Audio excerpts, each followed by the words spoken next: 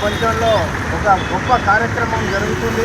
కుంభమేళ ఒక ఉత్సవాలు 144 సంవత్సరాలకు ఒకసారి ఈ యొక్క హిందూ సంస్కృతిలో భాగంగా ఈ యొక్క సాధువులు, సన్యాసులు, ప్రపంచంలోని అందరూ కూడా ఈ యొక్క హిందుత్వాన్ని విశ్వసించే వాళ్ళంతా ఈ యొక్క త్రివేణి సంగమం అయినటువంటి ప్రయాగరాజులో స్నానాలు ఆచరించడం జరుగుతుంది.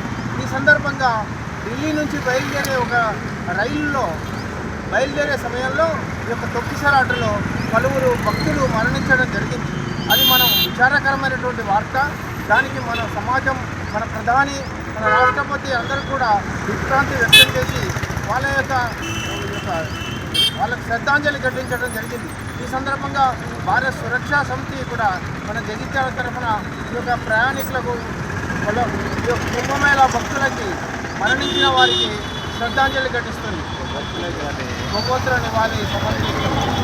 ప్రపంచంలోనే 140 సంవత్సరాలకు విజయించినటువంటి ప్రయాగ్రాజ్లో జరుగుతున్నటువంటి మహాకుంభమేళ అంటే సాధువులు, భక్తులు సనాతన ధర్మాన్ని కాపాడడానికి మనకు చెప్పి పవిత్ర స్నానం చేస్తే పుణ్యం లభిస్తున్నటువంటి ఒక నమ్మకంతో కోట్లాది మన భారతదేశంలో ఉన్నటువంటి మన భారతదేశం కాకుండా ప్రపంచంలో ఉన్నటువంటి ప్రతి వాళ్ళు కూడా ఈ యొక్క మహాకుంభమేళ ప్రయాగ్రాజ్కి వచ్చి పవిత్ర స్నానాలు ఆచరించి మరి మన హిందూ ధర్మాన్ని ప్రపంచమంతా కూడా మరో దిశలా వ్యాపింపజేయడానికి మరి కారణమైంది.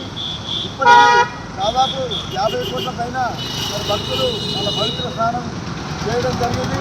మరి నిన్న అనుకోకుండా అనూహ్యంగా ఢిల్లీ రైల్వే స్టేషన్లో అనుకోకుండా జరిగినటువంటి ఒక తొక్కిసలాటలో మరి 18 మంది భక్తులు చనిపోవడం జరిగింది. దురదృష్టకరమైన సంఘటన.